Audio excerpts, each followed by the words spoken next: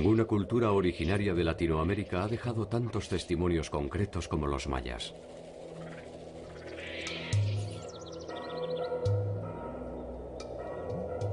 Ninguna ha ofrecido con tanto detalle su propia versión de la historia.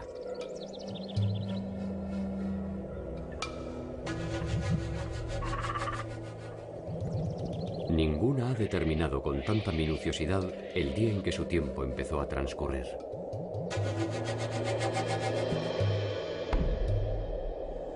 Ninguna ofrece tantos misterios e incertidumbres.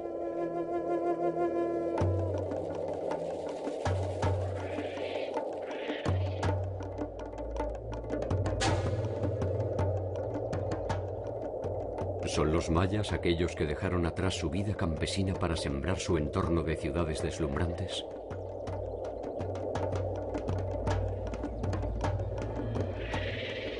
¿Son los mismos que abandonaron esas ciudades? ¿Son los que se enfrentaron entre sí hasta acabar con sus breves predominios? ¿Son los que resistieron la dominación española? ¿Son los que se refugiaron en la selva para intentar una nueva versión del mundo cuando ya no había más mundo?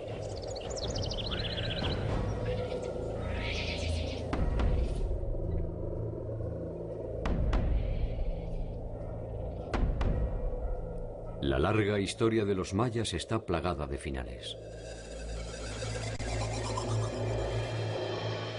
Su particular forma de ver el mundo también. Sin embargo, hasta el día de hoy, la cultura maya está tan viva y dinámica como en sus orígenes.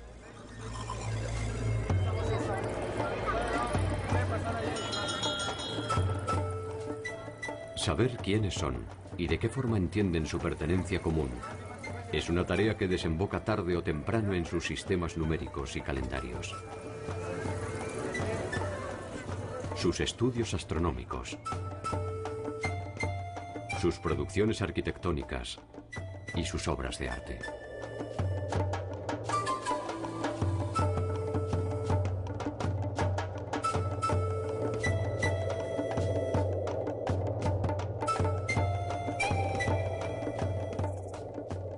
¿Son los mayas la suma de todos estos pasados?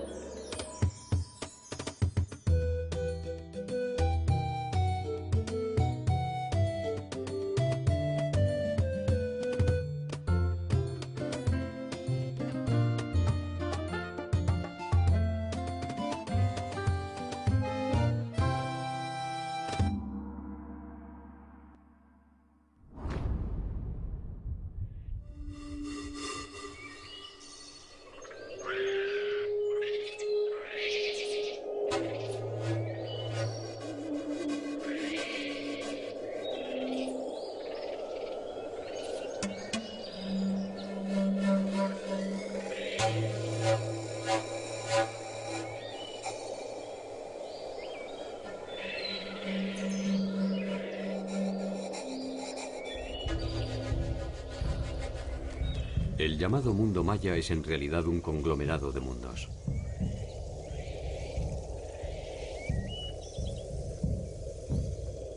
Constituyen en conjunto una unidad tan diversa que difícilmente se pueda estudiarlo sin descansar en sus diferencias.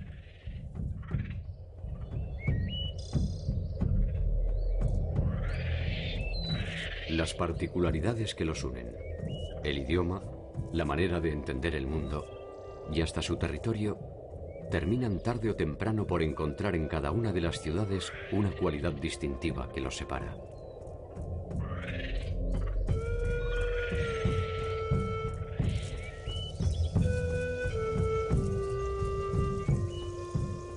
Tal vez lo que los une no sea más que esa voluntad indeclinable de no ser siempre los mismos.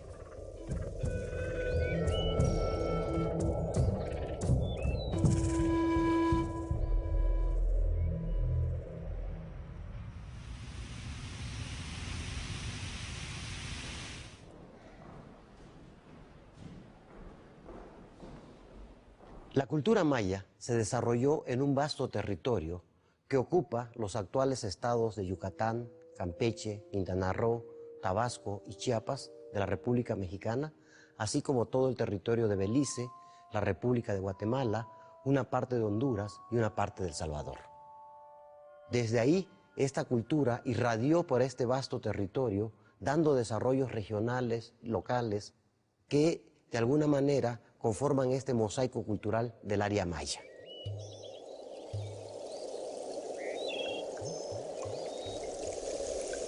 La región que ocupaban los mayas ofrece registros de vida humana desde al menos 10.000 años atrás.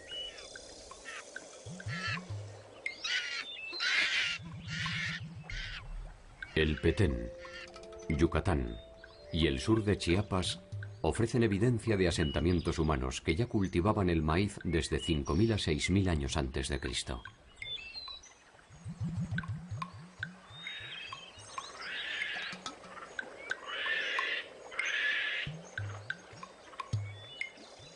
Aquí sabemos que toda esta región estuvo habitada desde muy temprano. Lo que no sabemos es si estos grupos fueron de un origen maya o eran otros grupos que fueron desplazados por una posterior colonización del área por grupos ya hablantes de una lengua maya.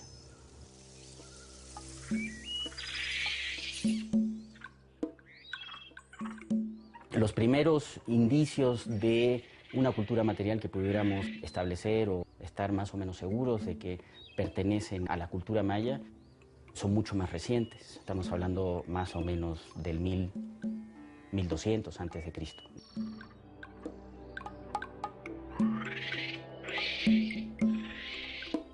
Estos primeros asentamientos permanentes corresponden a núcleos de pueblos agricultores con escasa población y un desarrollo arquitectónico limitado.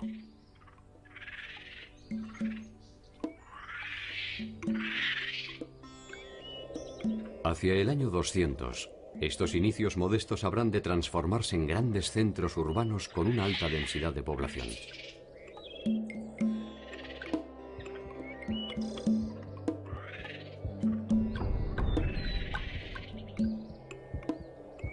Los mayas nunca constituyeron una unidad política conjunta. Fueron entidades independientes que en ocasiones podían tanto fusionarse mediante alianzas estratégicas o matrimoniales, como enfrentarse unas contra otras. Todos son pueblos cuya base primordial de sustento es la base agrícola, la producción agrícola.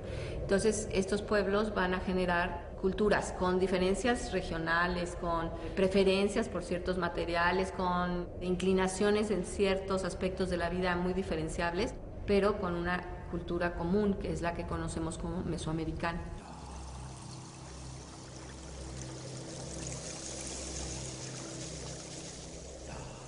Entre las tantas diversidades que definen la unidad maya, hay un territorio común gobernado por el lenguaje.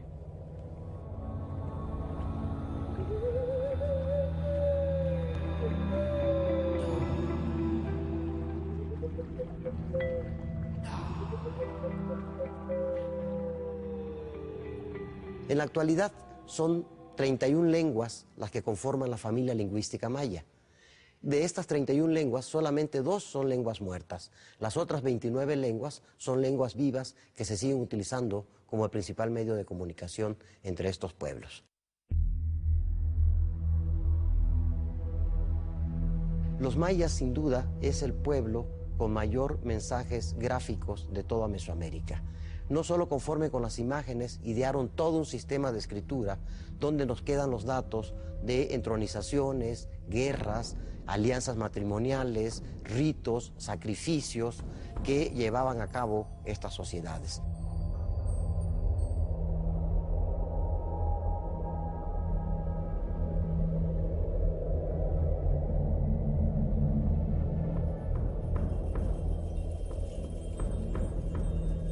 Los glifos son la unidad mínima de escritura maya. Pueden designar nombres, acciones, fechas, ciudades y relaciones de parentesco.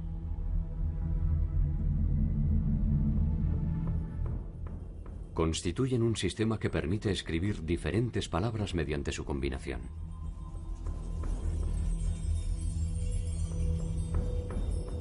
La unidad de escritura maya son una serie de signos que se les llaman glifos. Y se puede hablar de un glifo principal que está rodeado de afijos. Estos pueden ser prefijos, sufijos, superfijos o inclusive infijos dentro. Entonces todos estos signos que rodean como satélites al glifo principal funcionan igual que nuestras palabras. Un pre o un pos nos va a dar terminación de la palabra, inicio de la palabra. Entonces los cartuchos jeroglíficos se forman por un conglomerado de signos, que es a lo que les llamamos glifos.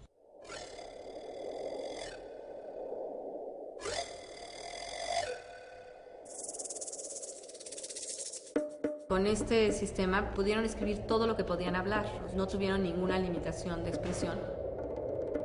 Hay un altísimo contenido histórico, o sea, de relato, aunque nada más habla de la vida o habla primordialmente de la vida de los grupos gobernantes.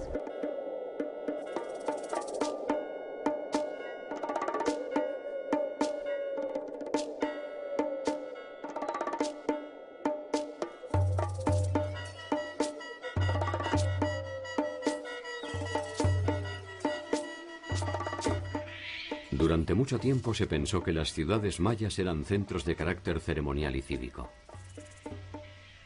habitados por una clase dominante dedicada a la reflexión filosófica, la exploración astronómica, el arte, el conocimiento matemático y la liturgia de sus complejos ritos asociados a los dioses. Sabemos que las ciudades mayas fueron verdaderas ciudades, con toda su complejidad. Ciudades como Tikal alcanzaron una población arriba de 60.000 habitantes, en una superficie relativamente pequeña. Tikal fue una de las ciudades más importantes de la región. Su historia está marcada por constantes enfrentamientos con los reinos vecinos: Calakmul, Caracol y Uaxactún. Esta sociedad maya fue una sociedad clasista, una sociedad con centros de poder gobernados por gobernantes que justificaban el derecho al poder a través de una serie de mitos y a través de una serie de imágenes que ellos explotaron ampliamente.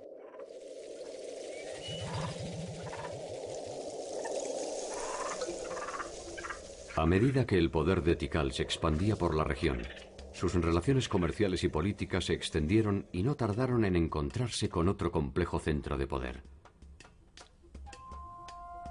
Teotihuacán.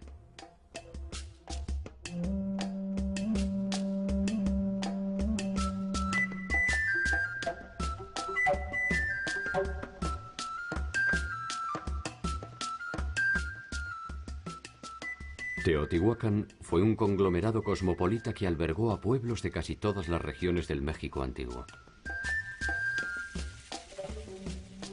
Las relaciones entre Teotihuacán y Tikal son complejas y ofrecen también material para la polémica. Para algunos, Tikal fue sometida por los teotihuacanos. Para otros, la influencia teotihuacana se redujo a una participación en las intrigas de sucesión de Tikal.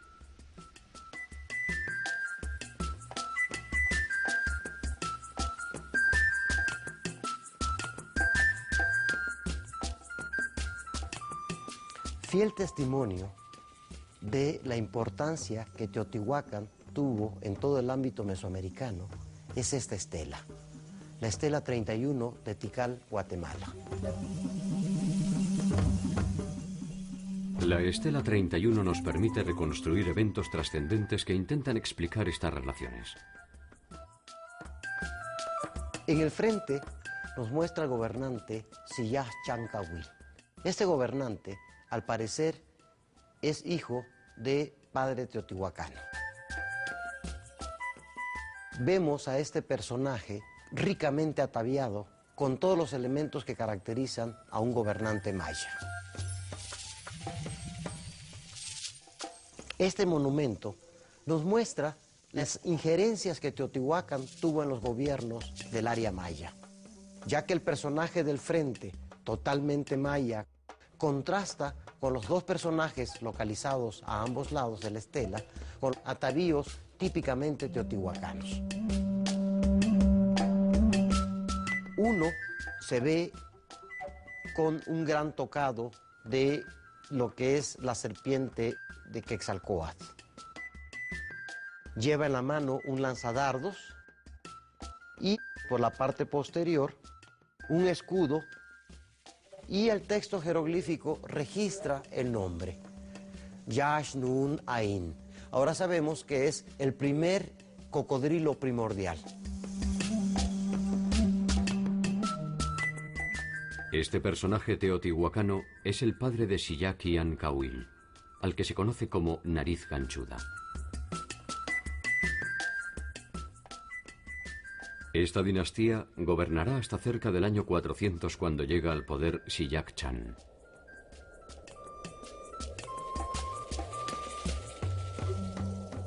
Siyak Chan es un heredero directo de los linajes originarios de Tikal y lleva a la ciudad a un nuevo esplendor apoyado en las antiguas tradiciones.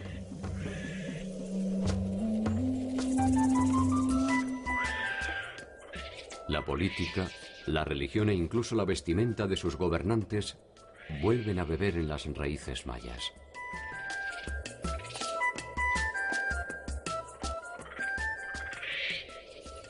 También se reinicia con él la larga disputa por la hegemonía territorial que enfrentó a Tikal con Calakmul y Caracol, entre otros. Como ninguno de estos pueblos llegó a tener suficiente poder para conquistar a todos los demás, entre ellos se dio un notable hecho que tendría beneficios enormes para las aportaciones que esta cultura daría al mundo, sobre todo en el aspecto artístico. Es que cada uno de los señores que gobernaban a estos reinos trató de ostentar su poder a través de financiamiento de especialización artesanal en productos de lujo como podrían ser el jade, la concha, el hueso, productos de alfarería de una finura muy especial, a través de los cuales compitieron con sus rivales para demostrar quién había logrado alcanzar los más altos grados de complejidad frente a sus adversarios. Estas producciones serían las únicas supervivientes de la contienda. Hacia el año 800, la mayor parte de la población ha abandonado su área de influencia y el poder de sus gobernantes se ha debilitado.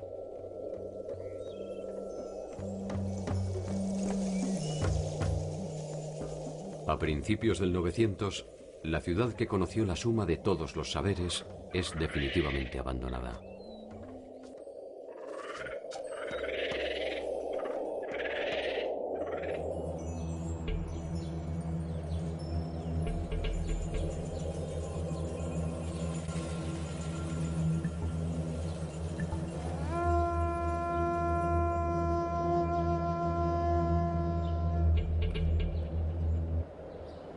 En el área mesoamericana existen más de 800 espacios destinados al juego de pelota y al menos 12 variantes de este juego. La más conocida en la actualidad es aquella en la que se presume que la pelota debía atravesar un aro de piedra. El juego de pelota en Mesoamérica está muy extendido, seguramente desde tiempos olmecas ya se jugaba. Tenemos pelotas de hule en contextos arqueológicos en la zona olmeca que pueden remontarse hasta 1000 antes de nuestra era.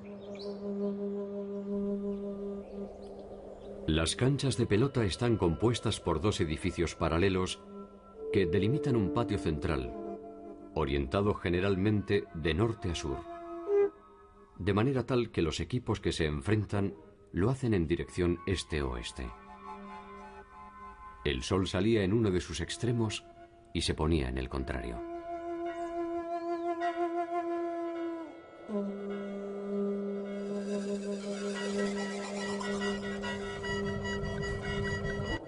Innumerables son las teorías que se han esbozado en torno al juego de pelota. Se sabe que forma parte de una ceremonia ritual que culminaba casi siempre con sacrificios humanos.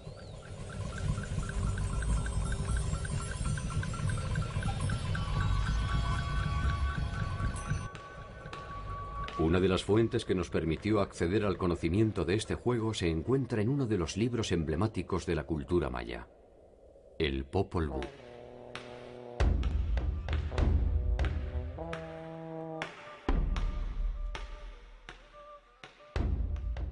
Es un texto escrito en quiché, que es una lengua maya, al parecer escrita o registrada alrededor de 1544 en el pueblo de lo que actualmente es Chichicastenango, en Guatemala, que recoge una tradición oral largamente repetida de padres a hijos, que era transmitida por generaciones entre todo este pueblo.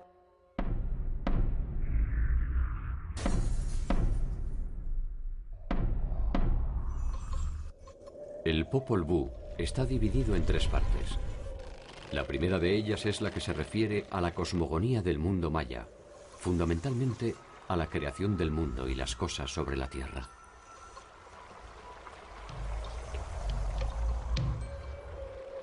Allí está presente el juego de pelota a través de un enfrentamiento entre 2 héroes míticos, Ixbalanque y Unampu, que se enfrentan en un partido con los señores del Xibalbá. Xibalbá es el nombre con que se identifica el inframundo, el reino de los muertos en las profundidades de la tierra.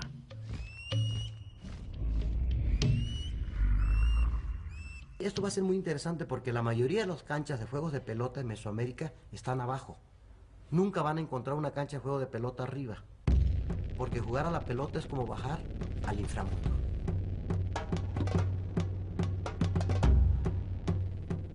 El partido se define con la victoria de Unampu e Ixbalanque, que son sometidos a una serie de pruebas en las cuales logran sobrevivir recurriendo al ingenio y a la magia, venciendo incluso a la misma muerte.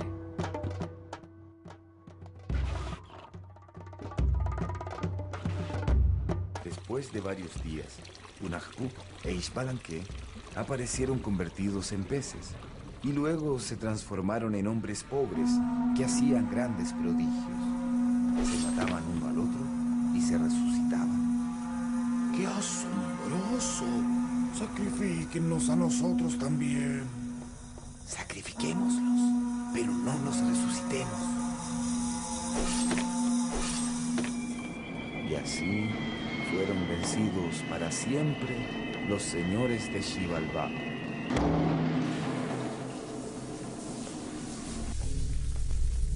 ¿Quiénes son estos 2 héroes que han regresado para contarnos cómo es el inframundo? El sol y la luna. Todos los días bajan al inframundo, enfrentan una serie de pruebas y el día que pierdan las pruebas allá abajo, no habrá amaneceres solares ni amaneceres lunares.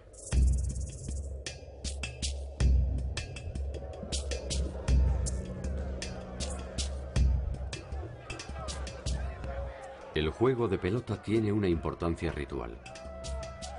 Se trataría de una escenificación del movimiento astral de este a oeste y de oeste a este.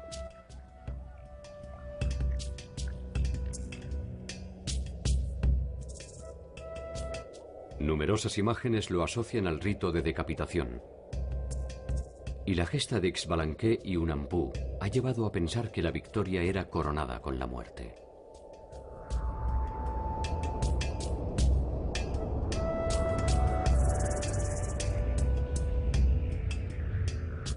La idea no carece de romanticismo y lleva a pensar en la muerte como un premio a los vencedores.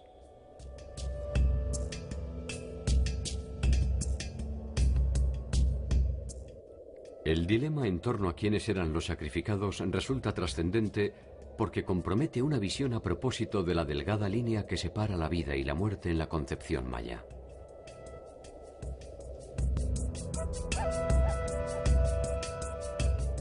La sangre es una metáfora muy importante y es el alimento por excelencia que necesitan los dioses para su sobrevivencia. En el caso mesoamericano es interesante este aspecto de que los dioses necesitaban a los humanos tanto como los humanos a los dioses. Los dioses necesitan a los humanos para obtener la sangre, el alimento que le otorgan los humanos. Y los hombres necesitan a los dioses para su sobrevivencia cotidiana y para el mantenimiento de su orden social.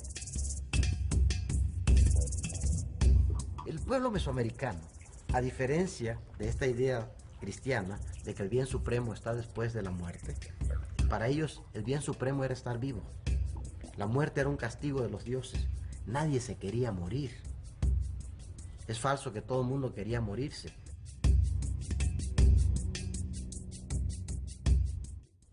La muerte pública es una manera de establecer jerarquías.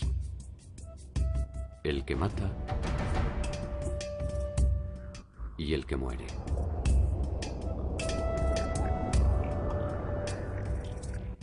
El que domina la escena es siempre el que monta el espectáculo. Una de las actividades más comunes de los gobernantes son estas batallas para capturar guerreros importantes de otros señoríos, unidades políticas, para ser sacrificados en sus ciudades. Esto era un elemento importante también dentro del mantenimiento de este orden social tan particular de los mayas del Clásico.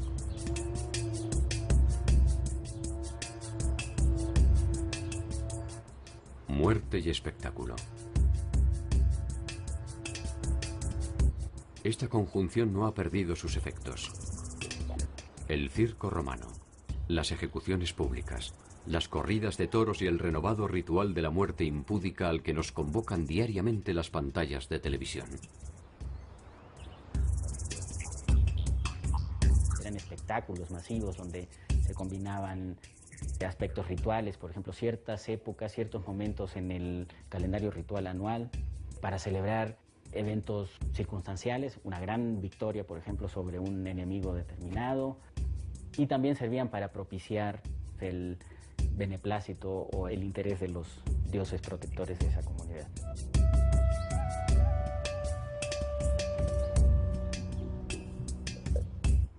Todos los eventos de la vida maya estaban organizados en torno a un sistema social, político, económico y religioso que obedecía a un orden preciso y recurrente.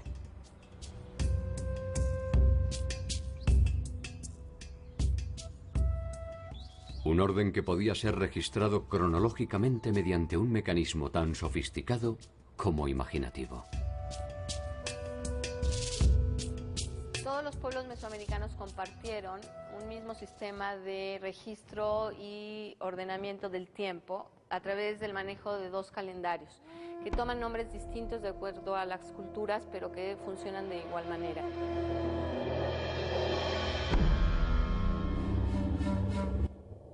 Uno de ellos ha sido identificado como ritual o lunar, aunque sus funciones eran básicamente adivinatorias.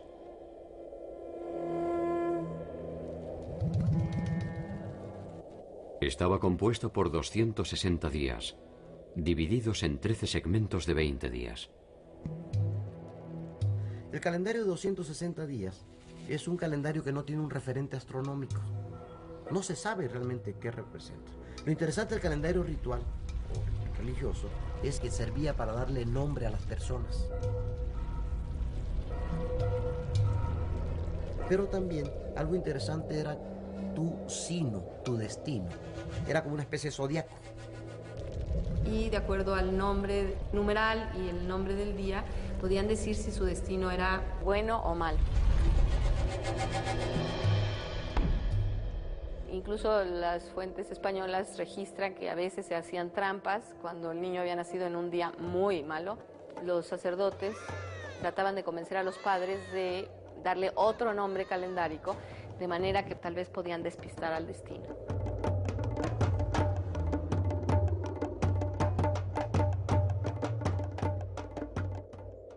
De alguna manera, para la visión maya, el futuro es algo que ya ha sucedido, lo que permite la posibilidad de predecirlo.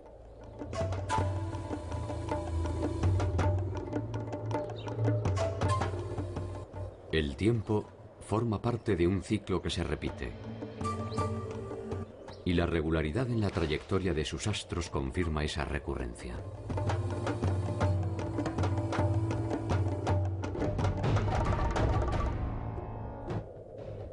Mirar al cielo es una ciencia que permite ver el futuro y controlar su armonía.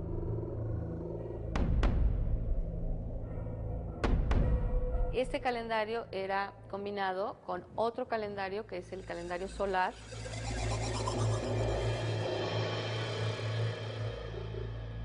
es de 365 días y está integrado por 18 meses de 20 días cada uno, lo cual nos da un total de 360, y 5 días aciagos, o los 5 días en que no se sabe qué va a pasar.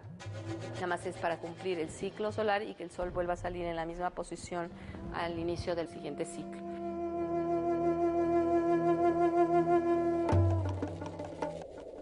El calendario solar era una importante referencia estacional y dividía los tiempos de siembra de los de cosecha.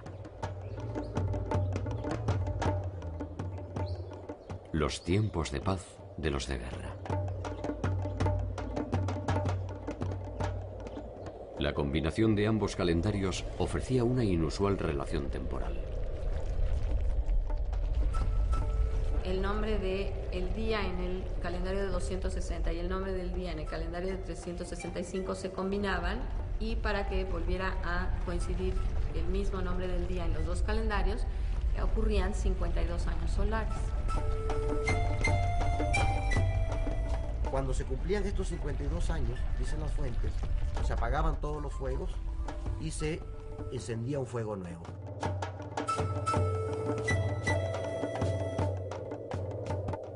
Este tiempo histórico se medía mediante el establecimiento de una fecha era: el inicio del tiempo maya. Una fecha era es un punto a partir del cual cuentas hacia adelante o hacia atrás. Algo tienen en común todas las fechas eras de todos los pueblos del mundo. Todas son arbitrarias. Porque para nosotros contamos del nacimiento de Cristo para atrás y del nacimiento de Cristo para adelante. Con los mayas sabemos que tienen una fecha era que es 3114 antes de Cristo. Y a partir de ahí cuentan para adelante y cuentan para atrás. Pero cuentan días transcurridos, no cuentan años transcurridos.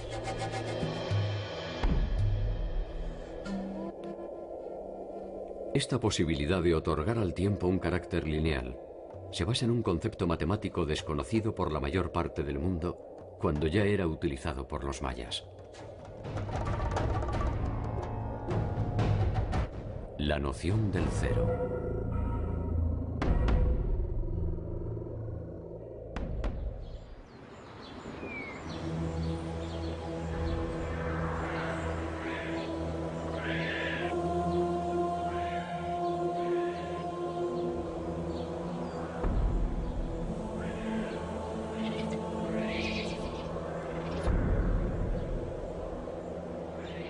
Si bien para la ciencia resulta siempre difuso establecer el origen de una cultura, para los mayas el pasado no es una simple leyenda que se remonta a tiempos inmemoriales.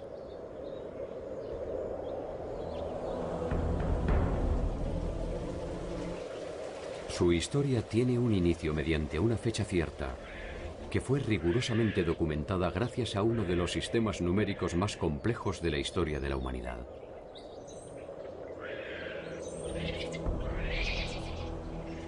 Todos los pueblos mesoamericanos desarrollaron formas de escribir números para contabilización, para registro, etc. Solo los mayas llegaron a un aporte que es notable a nivel mundial, que es la invención, no deberíamos decir del cero, porque el cero es la forma que toma en el invento hindú, que pasa a los árabes y llega a nosotros, sino de lo que le llaman el completamiento. Lo que es en esencia es darle valor posicional a los números. Pues son las variantes de cabeza de los números. En lugar de poner 8 con una barra y 3 puntos, pongo esta cabeza y es 8. ¿Cuál es la característica de este sistema? La simplicidad, lo sintético. 3 signos usan: puntos, barras y el cero. Y con esos 3 puntos, con esos 3 signos, puedo hacer los mismos números que hacemos nosotros con nuestro sistema, que usa 10 signos distintos. El número 0 se identificaba con el símbolo de un caracol. El punto identifica al número 1 y la barra al 5. La combinación de estas barras permite llegar hasta el número 19. Cada uno de estos números ubicado en una posición determinada permitía infinitas combinaciones.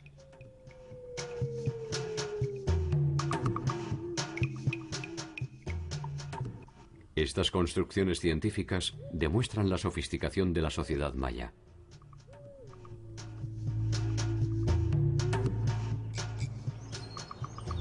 Sus ciudades son otro de los ejemplos paradigmáticos de esta complejidad. Palenque es una de ellas.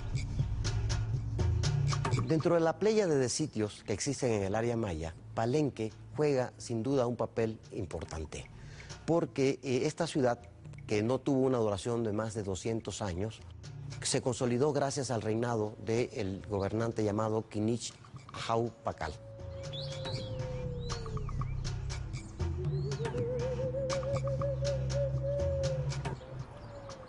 Para quien visite la ciudad en la actualidad, resulta difícil comprender que tanta belleza es producto de la impronta de un solo hombre.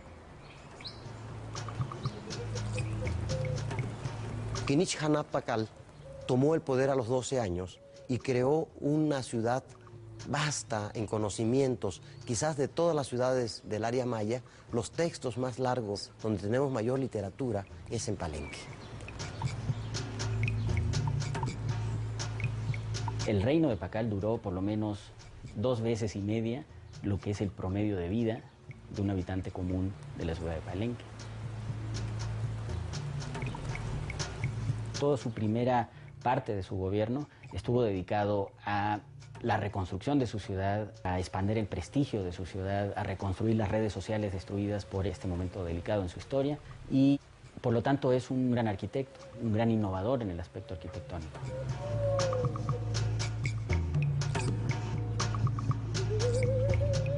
La selección de ese lugar implicó el desarrollo de obras de ingeniería muy complejas. Por ejemplo, la creación de terrazas para ganarle espacios al cerro, para tener mayor áreas planas para construir edificios. La canalización de ríos, hay una cantidad enorme de acueductos. Implicó el desarrollo de una tecnología de distribución de aguas por todos los barrios que componían a la ciudad. Y todo esto le confiere a la ciudad de Palenque estas cualidades muy especiales.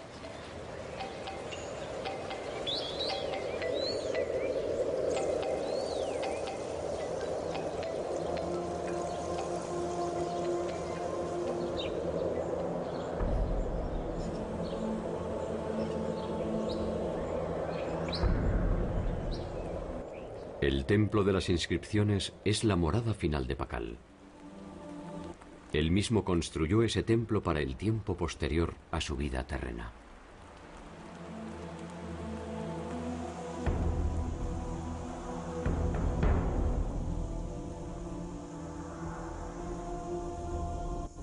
Pakal gobernó Palenque entre el 615 y el año de su muerte ocurrida en el 683.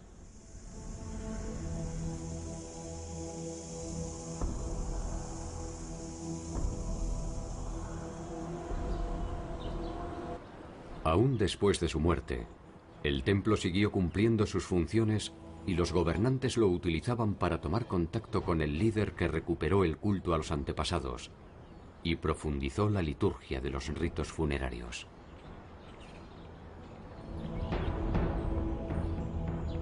Fue el gobierno más longevo, más estable, que dejó un legado arquitectónico considerable en la ciudad.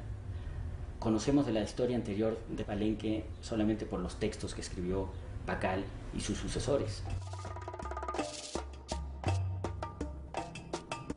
A la muerte de Pakal, su hijo Kambalán asume el poder. Su gobierno honra la gloria de su padre y persigue los mismos sueños de grandeza.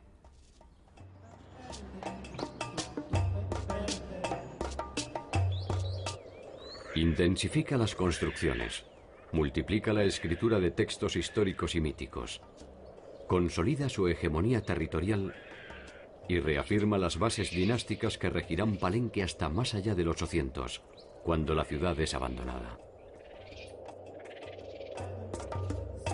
Entre el 850 y el 950 desaparecen los sitios más reconocidos del periodo clásico para las tierras bajas: Tikal, Yaxchilán, Palenque, Pomoná.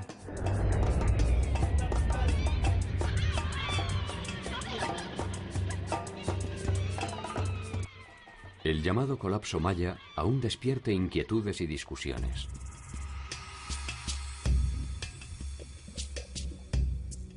Razones ambientales, enfrentamientos, guerras intestinas, quiebras institucionales, crisis de legitimidad.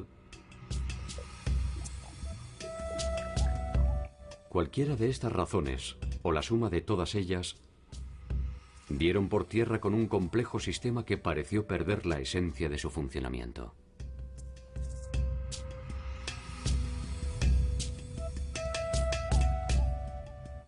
Los mayas no dejaron solo su territorio.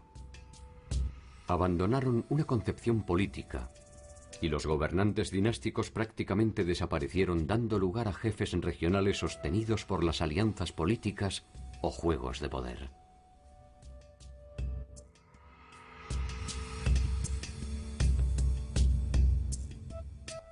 Hacia finales del período clásico, otra ciudad habría de delinear los últimos trazos de una era de gloria.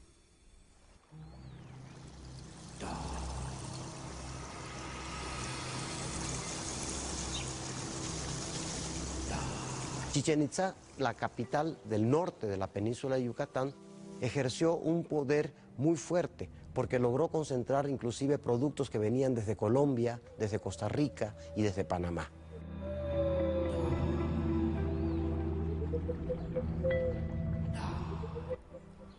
Algunos de estos exóticos productos fueron encontrados por las investigaciones arqueológicas dentro del cenote sagrado de Chichén Itzá.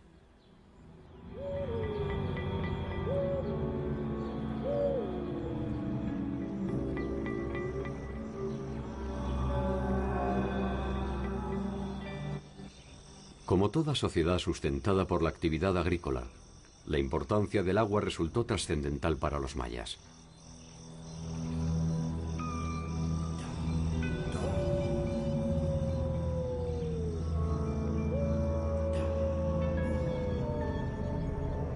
Chac, el dios de la lluvia, es una de sus deidades tutelares. Su representación con su clásica nariz de gancho se repite en sus edificios y sus principales textos.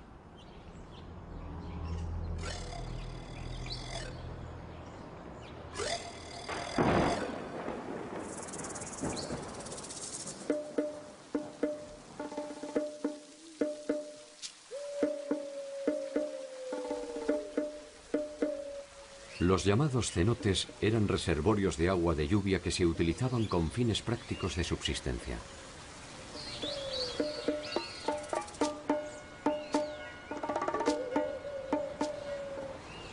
El cenote sagrado que se utilizaba con fines ceremoniales era probablemente una de las tantas entradas al inframundo.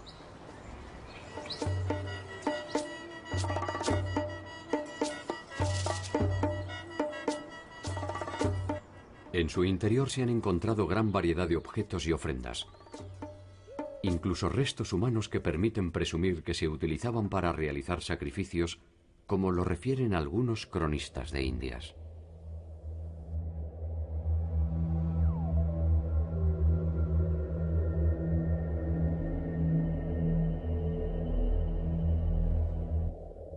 Los cenotes han sido interpretados como una especie de síntesis de la cultura maya.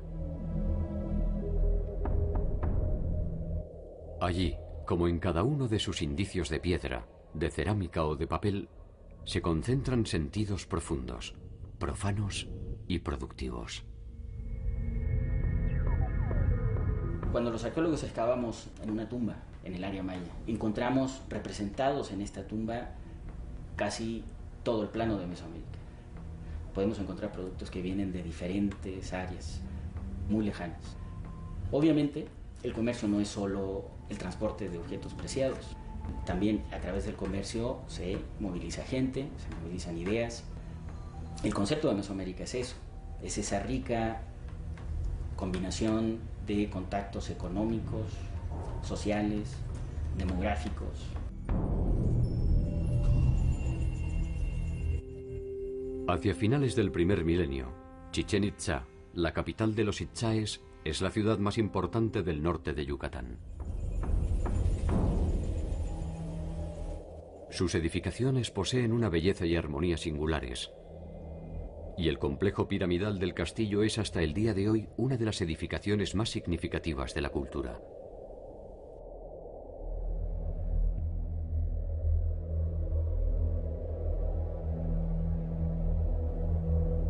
Allí, en todos los equinoccios de invierno y de verano, se dibuja la sombra de la serpiente emplumada sobre las escalinatas de la pirámide, hasta desembocar en la cabeza de Kukulcán.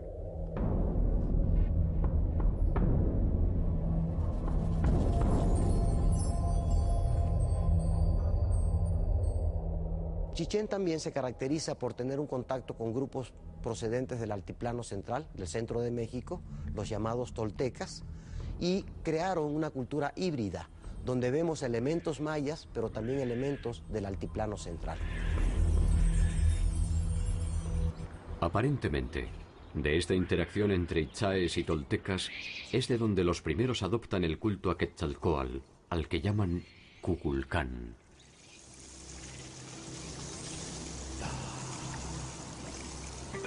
Chichén llega a su fin también hacia 1250 y la hegemonía continúa con Mayapán.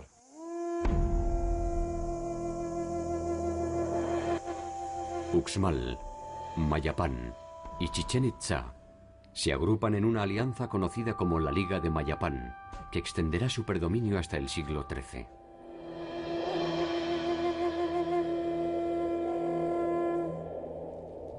A la llegada de los españoles, el mundo maya se encuentra dividido en pequeños reinos.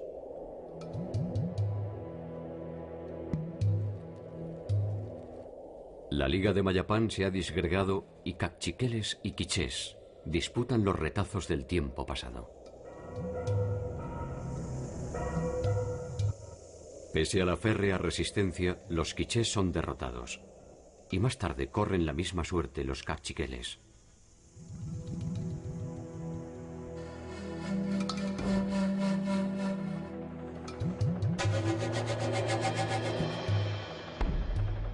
Los itzáes se refugian en la selva del Petén.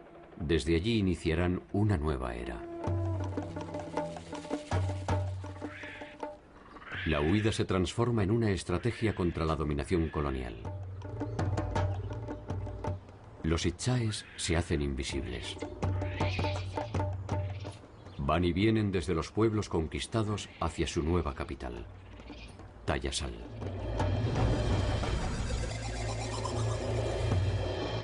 La noticia de este reducto se transforma en una esperanza para el resto de los mayas que escapan hacia la ciudad en busca de refugio.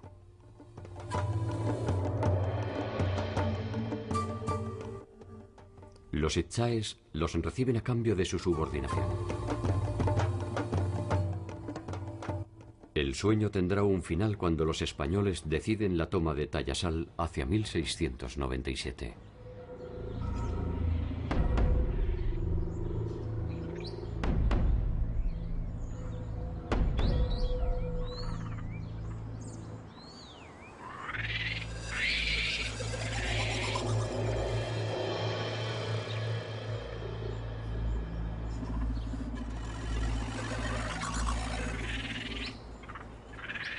Los indicios de los mayas suelen buscarse en los rastros etéreos que ofrecen sus ciudades perdidas, en sus ricas inscripciones, en sus templos monumentales y en sus misteriosas tumbas.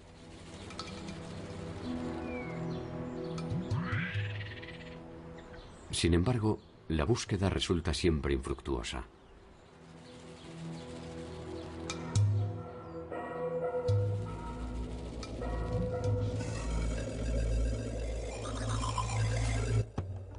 Cada descubrimiento abre un nuevo umbral de conocimiento.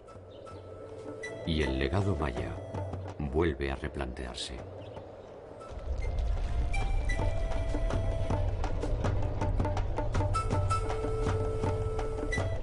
Quizás el error es intentar ir hacia el pasado para entender su verdadera naturaleza.